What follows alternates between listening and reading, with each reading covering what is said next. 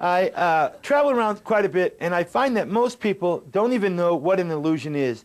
Now, I'm not an illusionist, and most people, even I could tell you I was, and you wouldn't know, because most people don't know what an illusion is. And I'll give you an example. What would be your definition of an illusion? I'll get back to you.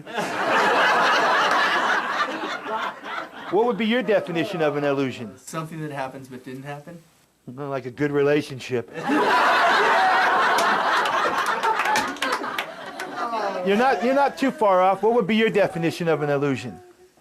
Something that appears a certain way but isn't really that way. Very close, closer than the two gentlemen. But women know more about reality than we do.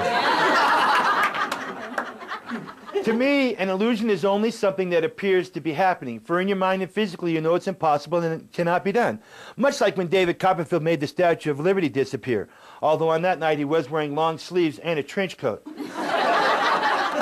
I'm not saying where the statue went, but this looked awfully suspicious to me.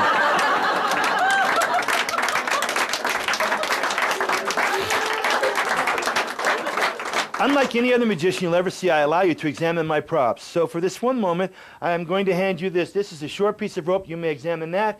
This is probably the medium piece of rope. You may examine that, and this is a long piece of rope.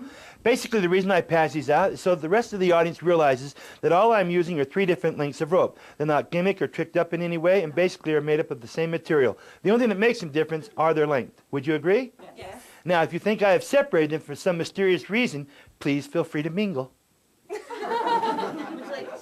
Leave it to a woman. She's not very trusting soul. All right. So this is a short piece of rope, this is a medium piece of rope, and this is a long piece of rope. And the way this trick originated is when I was in high school. We had a professor come over once a week from the college. This man was always baffling me with his mathematical problems. Whenever I got the chance, I would try to fool him. I said, "Professor, did you know the 3 pieces of rope were all the same length?" He said, "Michael, did you know you were flunking this class?" I hated that guy. I said, "Professor, watch closely. When you bring the short piece of rope to the top like this, when you bring the medium piece of rope to the top like this, and when you bring the long piece of rope to the top like this, you could agree, from my thumb up, they might be the same length." Dead silence then, dead silence now. As you can see, the silence doesn't bother me anymore. I said, "Professor, watch closely, because it's only when you tug on the ropes is when they look like they all 3 become the same length."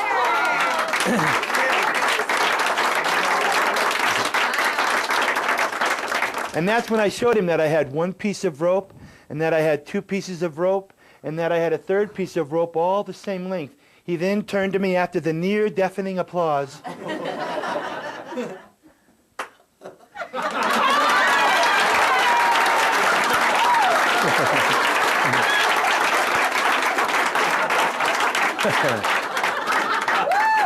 You people are so spontaneous. He said, "Michael, that's physically impossible. How did you do that?" And I said, "Professor, to tell you the truth, every time I've ever done this trick, I've always started off with this, the short piece of rope first, the medium piece of rope second, and I save the long piece in case I screw up and I have to start over again."